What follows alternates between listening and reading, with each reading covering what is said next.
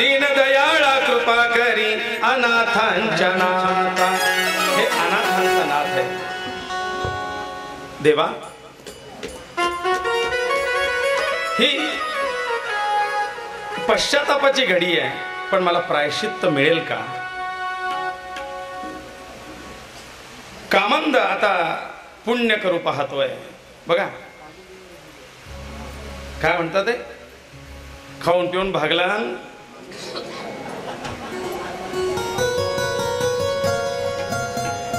आता त्याला पश्चाताप झाला आणि आता म्हणतोय आता मला पुण्य करायचंय.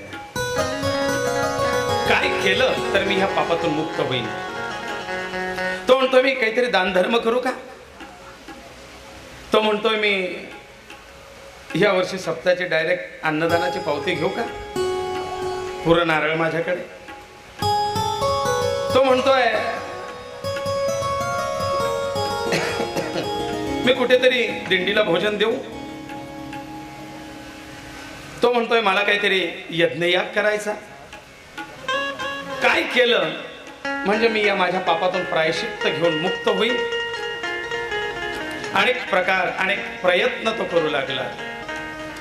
त्याने काही ब्राह्मणही बोलावले, मला प्रायश्चित्त संकल्प द्या आणि माझ्याकडनं काहीतरी प्रायश्चित्तात्मक यज्ञ करून घ्या. ब्राह्मणाने हात जोडलेत आणि सांगितलंय की कामंदा, तुझं पूर्व आयुष्य पाहता तुझी सगळी पाप कमाई आहे आणि म्हणून या पाप कमाईचं दान आम्ही घेऊ शकत नाही. तुझं दान आम्ही स्वीकारणार नाही. नकार दिलाय त्या ठिकाणी आणि माझं दानही कोणी घ्यायला तयार नाही. बघा सत्कर्मी असेल तर त्याचं घ्यायला हरकत नाही, पण पाप करता प्रायश्चित्त म्हणून जर होत असेल तर त्या प्रायश्चित्ताचा भाग होणं हे पापाचा भागीदारी होणं. म्हणून ब्राह्मणाने नकार दिला. राजा, तुझी ही संपत्ती पापाची आहे आणि तू तुझं पाप आम्हाला देऊ पाहतोय. तू म्हणतोय माझ्या पापाचा प्रायश्चित्त संकल्प करा आणि मला ह्याच्यातून मुक्त करा. त्या संकल्पातून मुक्त होणे म्हणजे त्याचा प्रतिग्रह करणे. यजन करणे आणि याजन, अध्ययन आणि अध्यापन, प्रतिग्रह आणि दान, षटकर्मे ही विद्वदांची. विद्वानांची ही 6 षटकर्म आहे. नित्य यजन करणे आणि करवून घेणे, अध्ययन करणे आणि म्हणजे शिकणे आणि शिकवणे, आणि तिसरे दान घेणे आणि दान देणे. पण राजा, योग्य व्यक्तीचं घ्यावं ही आम्हाला गुरुआज्ञा आहे. मी तुझं दान घेऊ शकत नाही. राजाने आता विचार केला की कोणी साधू संत सत्पुरुष ब्राह्मण हे माझं दान सुद्धा घ्यायला तयार नाहीत. अरे बाबा, तूच तर आधी आम्हाला वाटलं. तू आधी आमच्या गळ्यावर चाकू ठेवून ठेवून आमचं घेऊन घेतलंस आणि आता म्हणतो आम्हाला तुम्हाला काहीतरी द्यायचंय. नको. मग राजा म्हणतो आता मी पुण्यकर्म म्हणून काय करावं. कोणीतरी एकाने सल्ला दिला राजाला. राजा, हा कामंद पूर्वजन्मीचा. म्हणले कामंदा, एक काम कर, आपल्या गावाच्या बाहेर ना एक देऊळ पडकय, त्या देवळाला दान कर. दान कर म्हणजे काय, त्याची काही ट्रस्ट थोडी होती. आणि ट्रस्ट असून आहे ना, आता एक ट्रस्टचा घोटाळा बाहेर निघतोय.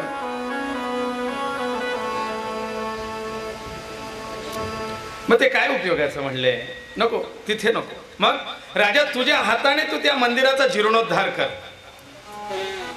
जीर्णोद्धार होणं, जीर्णोद्धार करणं हे खूप कमी लोकांच्या भाग्यात असतं बरं, मंदिराचं कार्य.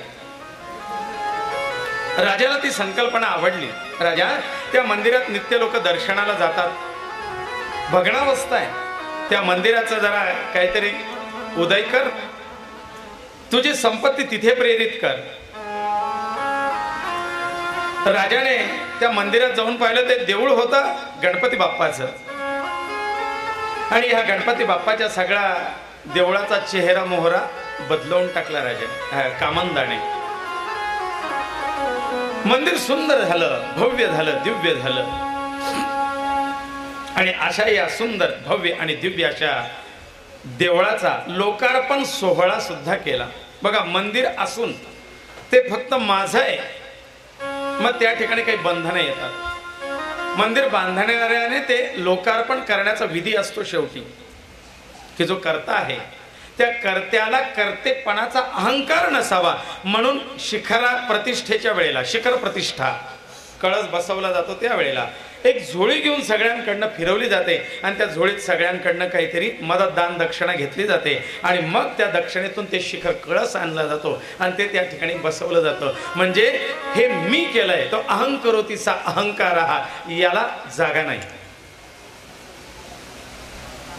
आणि मग सगळ्यात शेवटी यजमानाने त्या हातात पाणी घेऊन संकल्प करायचा असतो की या मंदिराचा जो काही जीर्णोद्धार किंवा मंदिराची उभारणी मी केलेली आहे, हे आजपासून माझं मंदिर नाही, या मंदिरावरती सगळ्या जनतेचा आणि भगवत भक्तांचा अधिकार आहे, हे त्यांच्याकरता मी अर्पण करतोय असं म्हणून इदं न मम ही भावना त्या ठिकाणी व्यक्त करायची असते आणि त्याला लोकार्पण करायचं असतं. राजाने त्या देवळाचं लोकार्पण केलंय. बघा, आपली इच्छा असली तरी अशा काही कार्यात आपले कर्म आड येतात. राजाला दान धर्मामध्ये त्याची कर्म, त्याची पूर्व पाप आड येत होते. याला गणेश पुराणात म्हटलेलं आहे, याजनात ध्यायनात यौनात संबंधात भाषणादपि परम संचरते पापम सहयाना सनाशनात. सहयाना सनाशनात ही पाप इथे आडवी येतात आपण केलेली. कुठे? या जनात तुम्ही यज्ञ याग पूजा अर्चा काही ठरवताय पण ते होत नाही, वारंवार ठरवून सुद्धा ते कार्य पूर्ण होत नाही. समजा आपले कुठेतरी पूर्व कर्म दुष्कृत्य त्या कार्यात आडवी येत आहेत. अध्यापनात अध्ययन आणि अध्यापन, शिकणे आणि शिकवणे याच्यात जर काहीतरी विघ्न वारंवार येत असतील तर समजावं कुठेतरी आपले कर्म आडवी येत आहेत आणि त्याच्यात संकट येतात. यौनात संसारात वारंवार संकट येणं म्हणजे समजा आपले पूर्व कर्म कुठेतरी सांसारिक सुखाला आडवी येत आहे. संबंधात कुठेतरी काही चांगल्या लोकांचा संबंध आणि संपर्क घडून येण्यात वारंवार अडचणी येत आहेत आणि आपली चांगली लोक आपल्यापासून दुरावायला लागली, दूर होत आहेत, वैमनस्य वाढताय, विरोध वाढताय, स्नेह कमी होतोय. समजावं आपले कुठले तरी पापकृत्य याच्यामध्ये आडवी येत आहे. भाषणादपि भाषणात बोलण्यात सुद्धा इच्छा नसताना चुकीचं बोललं जात आहे आणि त्याचा चुकीचा दुराग्रह होतोय. समजा कुठेतरी आपले पूर्वकृत्य परम संचरते पापम सहयाना सनाशनात. सहयान वाहनात प्रवासात जर काही मोठे विघ्न येत असतील तर समजा कोणाचं तरी काहीतरी पापकृत्य त्या प्रवासात विघ्न आणतंय. इथे राजाने त्या कामंदाने जीर्णोद्धार केला, लोकार्पण केलंय आणि मग त्याच गणपती बाप्पाची सेवा उपासना करता करता या कामंदाला मृत्यू आला. यमदूत आले, जीवात्मा खेचून नेला आणि मग मारती झोडती मारत झोडत तोडत कापत ठोकत असा नेलाय त्याला. आणि तिथेही काही यमयातना सुटल्या नाही. या कुंडातून त्या कुंडात, त्या कुंडातून त्या कुंडात सगळं फिरवून फरवून यमराजाच्या समोर जेव्हा उभं केलं गेलंय त्यावेळेला यमराजाने विचारलंय, कामंदा आता तुझ्या पाप कर्माची फळं भोगायची की पुण्य कर्माची? कामंदाने सांगितलं, महाराज पाप फळ फार भोगलीत, आता थोडं पुण्यकर्म भोगू दे आणि मग पुन्हा पापकर्म भोगीन, आधी पुण्याची फळं. ठीक आहे कामंदा, तू एका मंदिराचा जीर्णोद्धार केलायस, या पुण्याईच्या प्रभावाने तुला राजाचा जन्म देतो. जा, राज ऐश्वर्य भोग. आणि तो कामंद आता सोमकांत नावाचा राजा होऊन इथे अवतरलाय. राजा, तो कामंद तू आहेस. आणि तुझे राज ऐश्वर्य भोगलं ना, ही तुझी त्या मंदिराच्या जीर्णोद्धाराची पुण्याई आहे. पण ती तेचे भोगा कर्म झाले, तेचे भोगा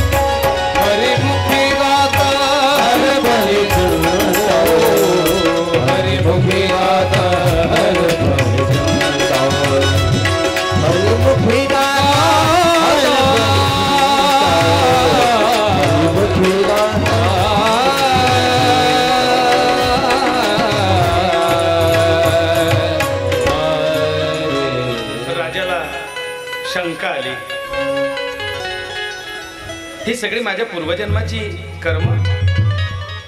मी तो कामंद होतो आणि त्यामुळे मला ही अवस्था.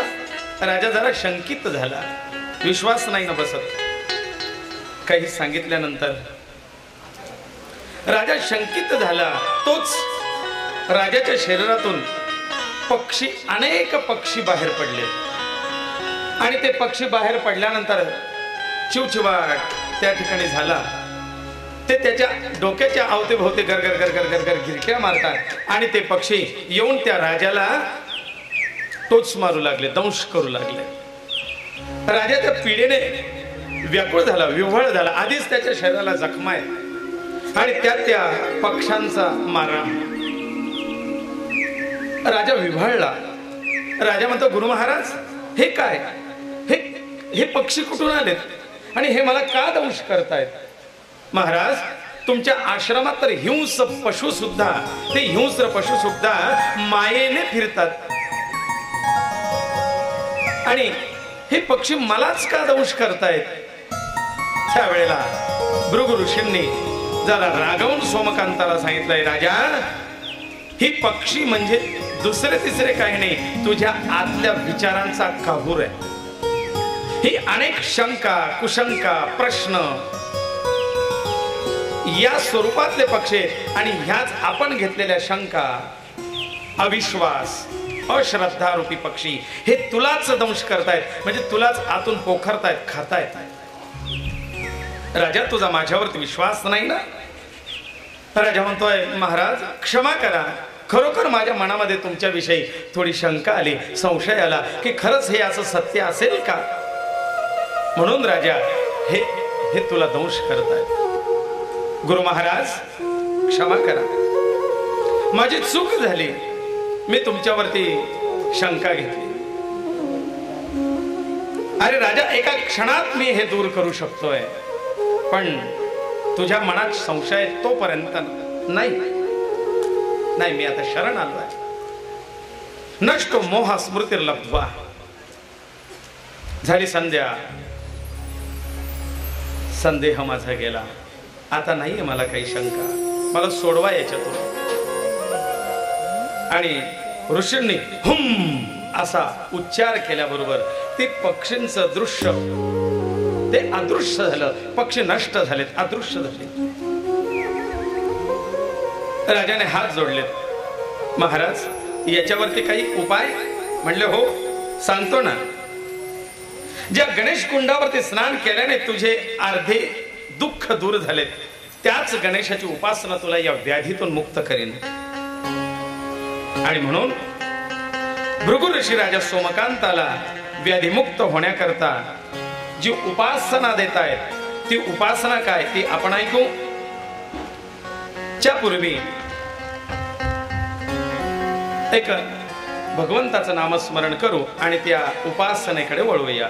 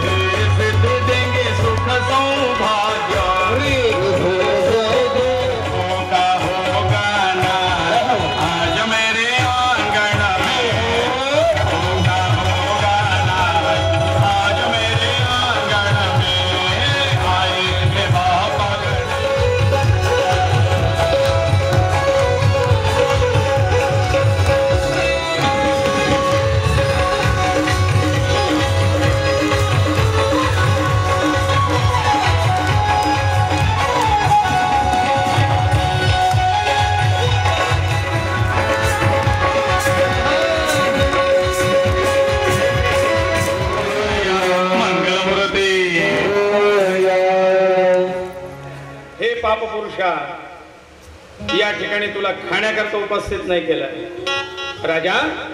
हे तुझ्यातलं पाप आहे. हे पूर्वजन्मी कामंद जन्मात तू केलेली सगळी पाप, हा तो पाप पुरुष आहे.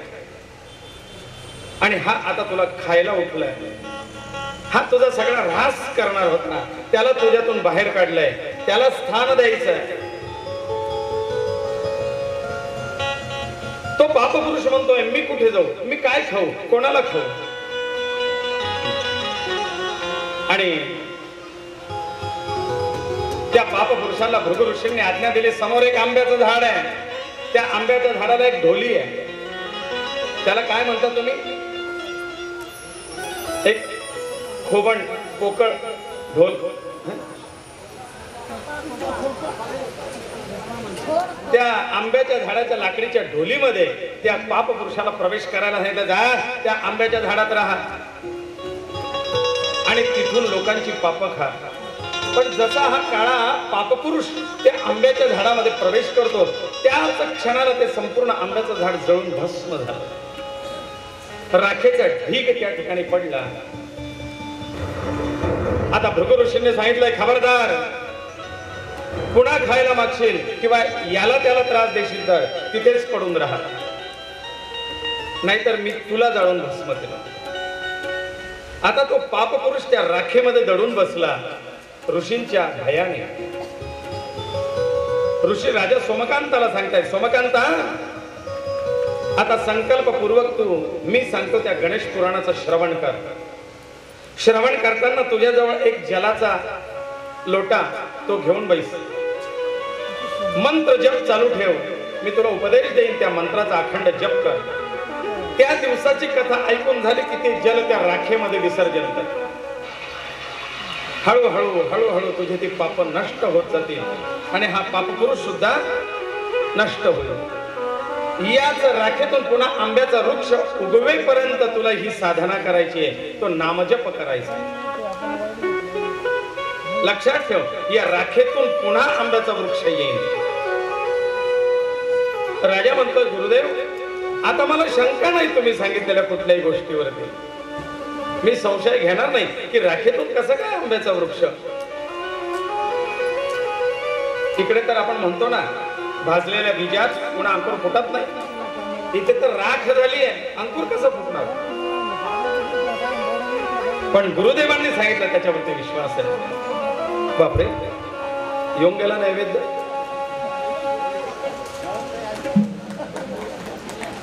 आणि राजाला गणेश पुराण ऐकवायला सुरुवात केली. राजा, संकल्पात सिद्धी जायते, संकल्पाने सिद्धी प्राप्त होईल. तुला आणि मलाच नाही, भ्रांती पडली होती ती वेद व्यासांना. पुराण लिहिताना कशी सुरुवात करावी, जशी चांगदेवांना सुरुवात काय करावी हे सुचलत नव्हतं, तशी वेद व्यासांना सुद्धा तीच भ्रांती झाली होती. या देवी सर्व भूतेषु भ्रांती रूपेण संस्थिता. माणसाला भ्रांत पडते, जवळ असलेलं सापडत नाही. चष्मा डोक्यावर आणि इकडे तिकडे शोधतो. फोनवरतीच बोलत असतो आणि म्हणतो, अरे माझा फोन कुठे गेला, तू त्याच्याच वरती बोलतोय. ही भ्रांती रूपेण संस्थिता. राजा, एकदा वेद व्यासांना ही भ्रांत झाली होती आणि ते ब्रह्मदेवाकडे गेले आणि ब्रह्मदेवांना सांगितलंय, महाराज, मला लिखाण करायचं या पुराणांचं, पण समजत नाही काय करावं, कशी सुरुवात करावी, मला काहीतरी मार्ग सांगा. त्यावेळेला ब्रह्मदेव सांगतात की व्यासा, लिहिण्याच्या आधी श्री गणेशा केला नाही. अरे, आजची शिक्षण पद्धती ऱ्हासाला त्याच्याच मुळे जातीये. मॅकॅलन शिक्षण पद्धती. कारण पूर्वी विद्यारंभ करताना त्या पाठीवरती श्री गणेशा गिरवला जायचा, एक सरस्वती काढली जायची आणि तिचं पूजन करून शिक्षणाचा आरंभ व्हायचा. ते कुठे राहिलंय आजकाल. राजा पूर्वी या शिक्षण पद्धतीमध्ये ग गणपतीचा होता, आता ग गवताचा झाला, म्हणून एक गाढव शाळेत.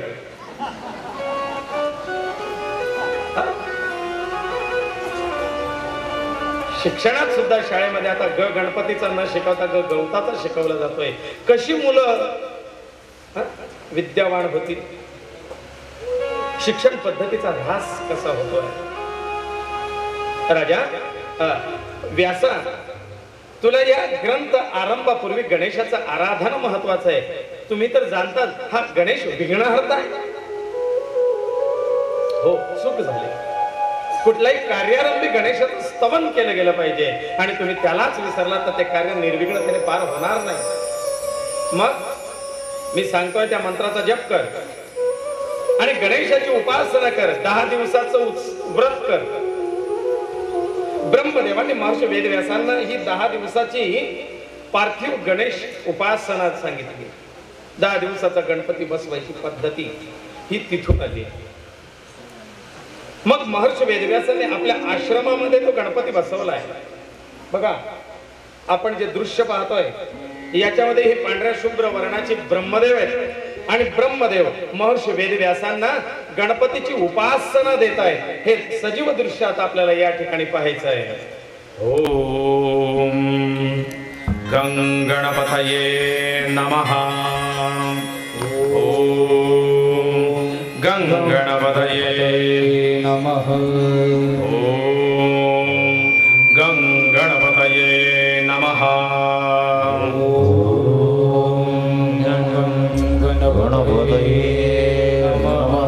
ओम गजानन नमो नमः. श्री गजानन नमो नमः. जय गजानन नमो नमः. गणपती बाप्पा मोरया. ओम गजानन नमो नमः. श्री गजानन नमो नमः. जय गजानन नमो नमः. गणपती बाप्पा मोरया. ओम गजानन नमो नमः. श्री गजानन नमो नमः. जय गजानन नमो नमः. श्री गजानन नमो नमः. जय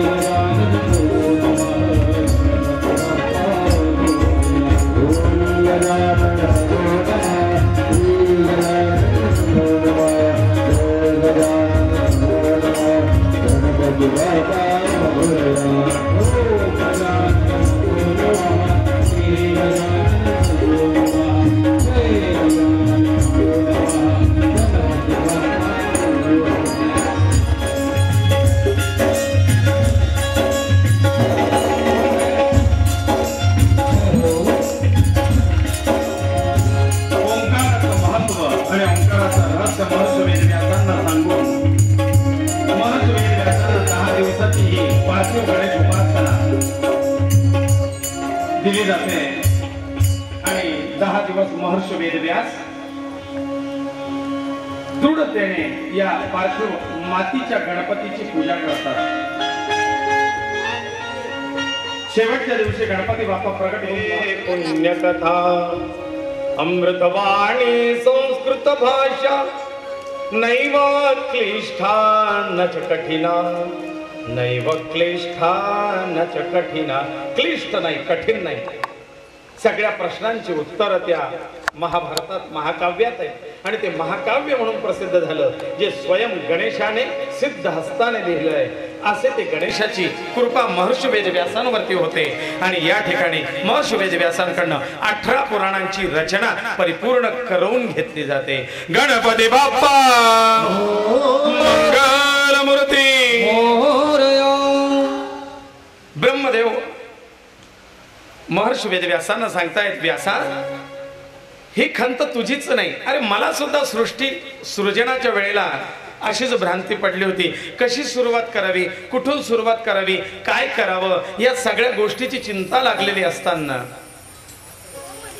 मला सुद्धा या गणेश उपासना आणि गणेश महामंत्र याचा जप मी केला आणि मग हे कार्य सृष्टी सृजनाचं कार्य निर्विघ्नतेने पार पडलं. या गणेशाला देवाधिकांनी वंदलाय, पूजिलाय. भृगु ऋषींना सोमकांत सांगतात, गुरुदेव कोणी कोणी पूजा केली आहे गणेशाची? म्हणजे ब्रह्मदेवांनी सृष्टी सृजनाच्या आधी हाच ओंकार प्रधान रूप गणेशाचे, त्या ओंकार स्वरूपी गणेशाचं स्तवन करून मग सृष्टी सृजनाला आरंभ केला. म्हणले विष्णू हो, ज्या वेळेला ही सृष्टी निर्माण होत होती त्यावेळेला ब्रह्मदेव त्यांचं कार्य करताय असा विचार करून भगवान महाविष्णू जरा विश्रांती घेतायत. आता तोच कालावधी चाललाय ना देवाच्या विश्रांतीचा. आणि भगवान महाविष्णू विश्रांती घेत असताना ब्रह्मदेवांनी इकडे 4 खाणी निर्माण केल्यात. स्वेदज, अंडज, उद्बीज आणि जारज. जारेतून जन्माला येणारे जीव म्हणजे आईच्या उदरी.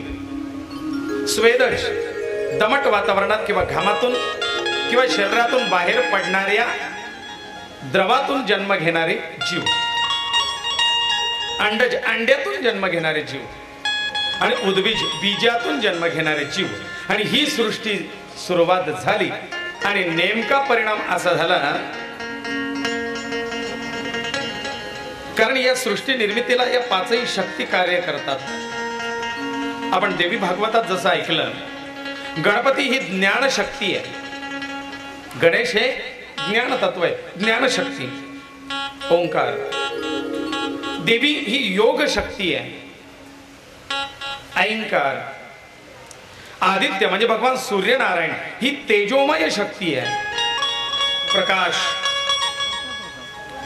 ब्रह्मा ही क्रिया शक्ती आहे, क्रिएटिव्ह, क्रिएशन, जनरेटर, उत्पत्ती. विष्णू ही धारणा शक्ती आहे, सगळ्यांना धारण करण्याची शक्ती विष्णू, म्हणून पालकत्व दिलेलं आहे, स्थिती. आणि शिव ही संहारक शक्ती आहे, लय, संहार, ऱ्हास. आणि म्हणून ह्या षडशक्ती त्या ठिकाणी कार्य करतात. त्यातली ही गणेश शक्ती, ज्ञान शक्ती, योग शक्ती, क्रिया शक्ती, धारणा शक्ती, तेज शक्ती, या सगळ्या शक्ती एकवटल्यात की मग सृष्टी सृजन होत आहे. या सृष्टी सृजनाचा मूल आधार, मूळ गाभा हा गणेश आहे. अ-उ-म गणेशातून या जगाची निर्मिती झाली, गणेशातून जग निर्माण झालं. म्हणून या गणेशाला जग, जग याला उलट केलं की काय होतं, याची दुसरी बाजू गज, तो हा गजानन. गजाननाला गजानन का म्हणतात? गजानन जे हत्तीचं शिर प्राप्त झालं म्हणून तो गजानन नव्हे. तर जग हे सगळं जग त्याचा आनंद आहे. हे जग ज्याच्यात समावलेलं आहे तो गजानन. गजाननाची अनेक रूप आपल्याला बघायची आहेत, गजाननाचे अनेक अवतार आपल्याला अभ्यासायचे आहेत. हा फक्त शिवपुत्र म्हणून गजानन मर्यादित नाही, हा काही आणखीन ठिकाणी जन्माला सुद्धा आलेला आहे बरं का. गणपती, गणपतीचे माता पिता म्हणजे शिव पार्वती एवढंच फक्त आपल्याला माहिती आहे. पण गणपतीचे आणखीनही वेगवेगळ्या अवतारात वेगवेगळे आई वडील गणपतीचे आहेत. तो हा गज आनंद. त्वं मूलाधार स्थितोऽसि नित्यम. अथर्व शीर्षात म्हटलंय तोच मूळाधार आहे, मूल आधार गज. वटस्य पत्रस्य पुटे शयानम. बघा भागवतात सुद्धा भगवान गोपाल कृष्णाचं एक बाल स्वरूप वडाच्या पानावरती झोपलेलं दाखवलंय. करारविंदेन पदारविंदम मुखारविंदेन विनिवेशयन्तम वटस्य पत्रस्य पुटे शयानम बालम मुकुंदम मनसा स्मरामि. मग इथे केळीचं पान का नाही दिसलं देवाला? लांबलचक होतं ना, बाळ बरोबर मावलं असतं. वडाचंच पान का है ना? आणि बहुतेकदा तुम्ही समर्थांची मूर्ती बघितली असेल, वडाच्या झाडाखाली बसलेली आहे. अक्षय्य वट म्हणून प्रसिद्ध आहे. मग आपल्या धर्मशास्त्रामध्ये वटवृक्षाचं एक विशेष महात्म्य दिलेलं आहे. का स्त्रिया वटवृक्षाची पूजा करतात? कारण संसारात आपला वट राहावा म्हणून, की आपली वटवट सदा चालू राहावी म्हणून. नाही, हा वटवृक्ष अध्यात्मात का पूजनीय आहे याचं रहस्य असं आहे. वटवृक्ष जसं वाढतो तसं त्याच्या पारंब्या उगवतात आणि हळूहळू त्या पारंब्या पुन्हा खाली मुळाकडे येतात आणि त्या जमिनीत रुजल्या की पुन्हा त्याच्यातून पुन्हा वटवृक्ष निर्माण होतो. हा वृक्ष कितीही वाढला, कितीही पसरला, तरी त्याला आपल्या मुळाशी पुन्हा एकरूप होता आलं पाहिजे. त्याची ओढ, त्याची धाव आपल्या मुळाकडे असली पाहिजे. जाते माहेराला बाई मी जाते माझ्या माहेराला, माझ्या मूळच्या घराला बाई मी जाते माहेराला. माझं मूळचं घर, त्या मुळाकडे, त्या आरंभाकडे, त्या उत्पत्तीकडे आपली पुन्हा धाव असली पाहिजे, हे तो वटवृक्ष सांगतोय. आणि म्हणून वटस्य पत्रस्य पुटे शयानम बालम मुकुंदम मनसा स्मरे. बाबा रे, ही सृष्टी कितीही सृजन झाली तरी तिच्या मूळ तत्वाला विसरता कामा नाही. आणि ते मूळ तत्व म्हणजे त्वम मूलाधार अस्तितोऽसि नित्यम. तो मूळ आधार हा गणराज आहे. मग याच्यामध्ये अग्रतः ब्रह्मा, शिव कुठे, विष्णू कुठे, याचा एक सविस्तर तो वटवृक्ष आहे. ऊर्ध्वमूल मद शाखम अश्वत्थम प्राहुरव्ययम वगैरे वगैरे वगैरे, ह्या बऱ्याच आणखीन विस्तार आहे. ते विस्ताराने पाहायला गेलं तर नैवेद्य येऊन गेलेला आहे. तिकडनं बंदूक ताणून माझ्यावरती तयार आहे. नेम लावायला जाधव काका आणि पोद्दार काका.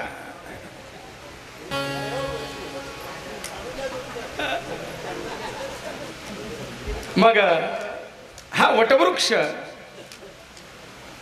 या वटाच्या पत्रावरती सांगितलंय की हा म्हणजेच गज आहे, तो वटवृक्ष. मग या गजाननाचं स्तवन तिथे सुंदर अशा त्या वटवृक्षाखाली भगवंत पहुडलेत.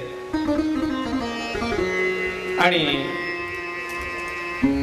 ब्रह्मदेव सृष्टी सृजन करतायत. त्या सृजनातून नेमकं असं झालंय की जी स्वेदज सृष्टी उत्पन्न करतात त्यावेळेला त्या स्वेदजातून विष्णूंचं झोपणं कसं आहे, असा हात लावलेला आहे.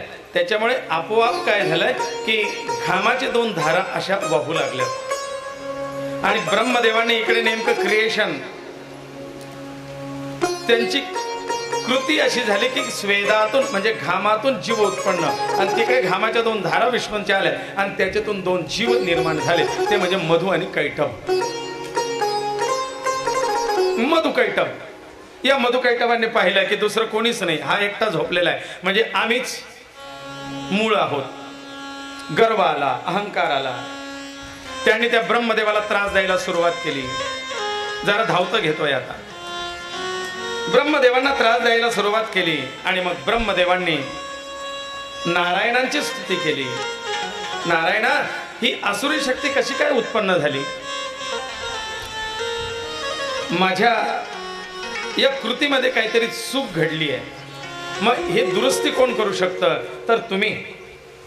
आणि म्हणून ब्रह्मदेवांनी नारायणांना उठवण्याकरता नारायणांची जी योगमाया आहे त्या योगमायेची प्रार्थना केली. हे आपण देवी भागवतात ऐकलेलं आहे, म्हणून मी ते पुन्हा सांगणार नाही, कारण तेवढा भाग आपला पुढे जातोय. विश्वेश्वरीं जगत संहारकारिणीं निद्रां भगवतीं विष्णुरतुलां तेजस प्रभू. ब्रह्मोवाच, ब्रह्म म्हणतात त्वं स्वाहा त्वं स्वधा त्वं वषट्कार स्वरात्मिका सुधा त्वं अक्षरे नित्ये त्रिधा मात्रात्मिका स्थिता अर्धमात्रा स्थिता नित्या यानुच्चार्या विशेषता त्वमेव संध्या सावित्री त्वं देवी जननी परा. देवी, नारायणांवरती तुमचा असलेला योग मायेचा प्रभाव काढून घे, त्यांना जागृत कर. ती योग माया दूर झाली आणि नारायण जागे झालेत. नारायणाने डोळे उघडलेत आणि सांगितलं, ब्रह्मा काय?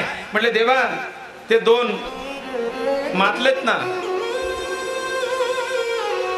शुंभ आणि शुंभ, तसे हे कोण होते? मधु आणि कैटभ. या दोन मधु कैटभांनी मला त्रास द्यायला सुरुवात केली. आवर घाला त्यांना. आणि नारायणाने मधु कैटभाशी युद्ध करायला सुरुवात केली. हे मधु कैटभ फार उन्मत्त होते बरं का. नारायणाचे युद्ध करतायत, परंतु नारायणांना काही आवरले जात नाही. पहिल्या दिवसाचं युद्ध थांबलं. काय करावं याच्यावरती उपाय? दुसऱ्या दिवशी पुन्हा शंख फुकला, पुन्हा मधु कैटभ आले, पुन्हा युद्धाला सुरुवात झाली. मधु कैटभ आणि नारायण यांच्यात घनघोर युद्ध सुरू होतंय. आवरले जात नाही. उन्मत्तपणाने ते विष्णूंशी भिडत आहेत. आणि शेवटी नारायणांच्या लक्षात आलंय की इथे कुठेतरी आपलं काहीतरी चुकतंय. यांना आवर घालण्याकरता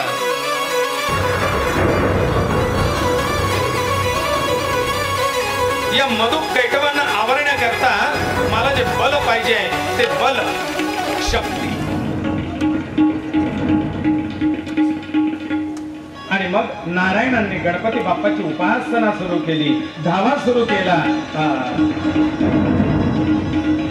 गजानन श्री गणराय आधी बंधू तुझ मोरया. गजानन श्री गणराय आधी बंधू तुझ मोरया. गजानन श्री गणराय आधी बंधू तुझ मोरया. श्री गणराय आधी बंधू तुझ मोरया. आधी बंधू तुझ मोरया. गजानन श्री गणराय आधी बंधू तुझ मोरया. गणपती बाप्पा या युद्धात मला आशीर्वाद दे. संग्रामे संकटे चैव विघ्नस्तस्य न जायते. वाद विवादात युद्धाच्या प्रसंगी सुद्धा गणेशाचे आशीर्वाद घ्यावे, म्हणजे त्याच्यात जय मिळतो. पण तुमचं युद्ध न्यायाने असलं पाहिजे. म्हणजे नारायणांनी सुद्धा गणेशाची उपासना केली आणि मी सुद्धा गणेशाला शरण गेलो होतो. ही आमची गणेशोपासना आहे. एवढं बोलून ब्रह्मदेव वेदव्यासांना आशीर्वाद देतात. भृगु ऋषी सोमकांतालाही गणेश उपासना सांगतात. बाकी पुढे काय झालं हे उद्याच्या भागामध्ये आपण पाहू. आता पोद्दार काका आणि जाधव काका यांचं काही मनोगत आणि काही कविता त्यांना म्हणायची आहे, ती आपण ऐकून घेऊ. विशेष आभार. काल आम्ही सूचना केली की ताटात टाकू नका, पोटात टाका, आणि सर्वांनी काल स्वच्छ ताट ठेवले. सर्वांचं अभिनंदन, सर्वांचं अभिनंदन. आणि आज विशेष सांगायचं म्हणजे आज महिलांची उपस्थिती इतकी आहे. पुरुषांना जागा नाही, पण महिलांच्या हृदयात पुरुषाला जागा आहे हे मी सांगेल नक्की. कारण कमलादेवीच्या हृदयात आमच्या अण्णाला जागा होती. शहनशहाने त्यांच्या पत्नीसाठी ताजमहाल बांधला, यमुना काठी ताजमहाल. आणि त्या ताजमहालमध्ये डोळ्यातलं पाणी पडतं तसं त्या कबरीवर पाणी पडतं. आमच्या अण्णासाहेबाने सुद्धा आमच्या कमलादेवीसाठी कळंबकेश्वर मंदिर बांधलं आणि त्या ठिकाणी त्यांच्यावर अभिषेक होत आहे. ते त्यांचं डोळ्यातलं पाणी आहे. आज मी जास्त बोलणार नाही कारण आज वेळ कमी आहे. आणि आज आपल्याला मातृबद्दल सांगायचं आहे की महिला ही फार मोठी शक्ती आहे. या गृहिणीमुळे आपल्या घराला घर पण येतं, माणसाला देव पण मिळतं. कारण पुरुषाला पतिदेव म्हणतात. मुलाबाळांना शहाणपण येतं, कुटुंबाला मोठेपण मिळतं. एका गृहिणीमुळे सारं काही घडतं. ती नसली की पुरुषांचं प्रत्येक ठिकाणी पाऊल अडतं आणि ती असली की लवकर घराकडे पाऊल वळतं. पण ती नसल्यावरच तिचं महत्त्व कळतं. म्हणून आपण असताना महत्त्व द्या. पतिपत्नी नातं स्नेहाचं, पावित्र्याचं, मांगल्याचं, सौभाग्याचं नातं, रेशमी बंधनाचं, स्वर्गात जुळलेलं, पृथ्वी तलावर साकारलेलं, दोघांनी मनापासून स्वीकारलेलं, अविरत सहवासाचं, दृढ विश्वासाचं, मंगळसूत्रात गुंफलेलं, संसार रथाला झुंपलेलं, कुटुंब सेवेला वाहिलेलं आणि हळदी कुंकवानं लिहिलेलं असं पवित्र नातं या ठिकाणी जपलं महिलांनी. भारतीय नारी कुणावर भाळत नसते. भारतीय नारी कुणावर भाळत नसते, ती सर्वांना सांभाळत असते. जरी टी व्हीवरच्या मालिका एकमेकाला काही करतात पण त्या तेवढ्या पुरत्या असतात, त्या पाहायच्या नाहीत आणि असा संवाद साधायचा, सुंदर कार्यक्रम करायचे. आज मी कविता म्हणणार नाही, पण ज्या दिवशी आज ताई गेल्या, अण्णाला सुद्धा भेट होऊ शकली नाही. नाशिकमध्ये झाले आणि अण्णा आमच्या चाळीसगावमध्ये होते. त्या दिवशीच आम्हाला एक गीत आठवलं आणि ते गीत मी लिहून काढलं. तर 5-7 दिवसाचा कार्यक्रम आहे, रोज एक गीत सादर होईल, पण मी गाणार नाही, कारण तो अधिकार या मातृभक्ताला आहे. तो त्यांनी 85 वर्षाच्या आईची सेवा केली, त्याला ते सुंदर गाणं म्हणता येतं. म्हणून मी आमच्या अरुण दादाला म्हणतो की एक गीत म्हणून दाखवा. कोणतं? देवा घरची आज्ञा झाली, मृत्यूची घंटा वाजली, आयुष्याची दोरी तुटली, आई आम्हाला सोडून गेली, आई आम्हाला सोडून गेली.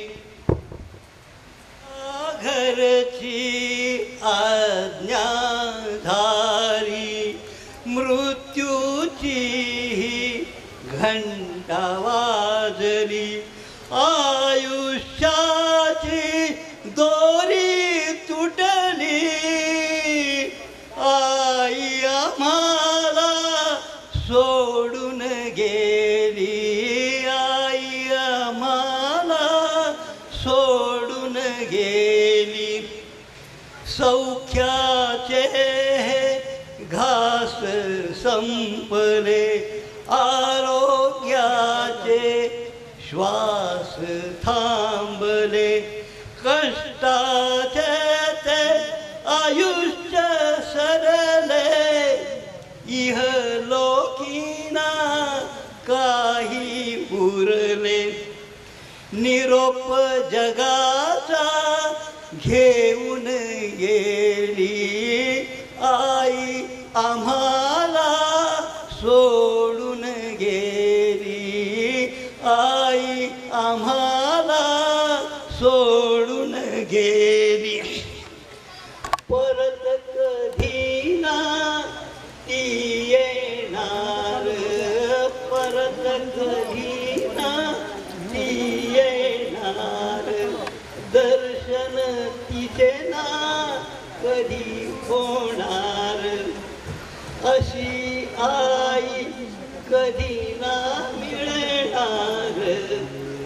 महत्व तिचे आता कळणार, अकस्मात ही सोडून गेली, आई आम्हाला सोडून गेली.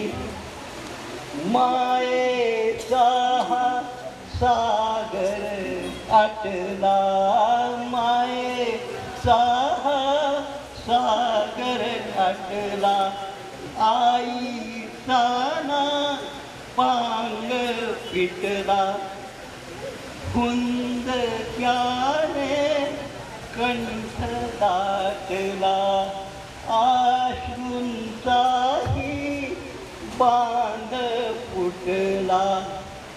हरिपाठ ती गाऊन गेली, हरिपाठ ती गाऊन गेली, आई आम्हाला सोडून गेली, आई आम्हाला सोडून गेली.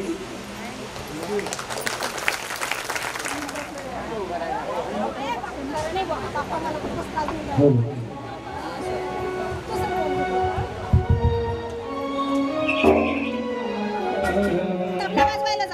संसार भवं भवानी सहितं नमामि.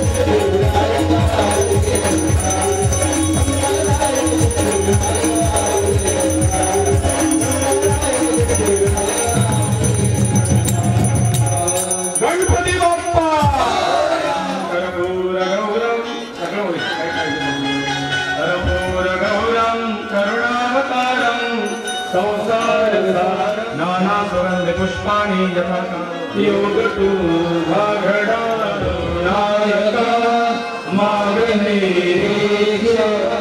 देव संतांसे सदा नमावे सत्कर्म योगे वयोधान गावे सर्वामुखे मंगल बोध भावे क्या क्या स्थळी हे मनसाय माझे क्या क्या स्थळी हे निज रूप तुझे मीठे विको मस्तक या ठिकाणी तेथे तुझे सद्गुरु पाजलोनी अलंकापुरी पुण्यभूमी पवित्र तेथे नंद तो ज्ञानराज सुपाल कया आठविता महाकरिता ऐश्वर्य हे लाभले आता धर्म सख्या तुझ्या प्रतिम्या नम्रत्वतेने असे इच्छा होतसे मानसे करितसे हा देह तुझा बंधू तुझ विना असे होऊन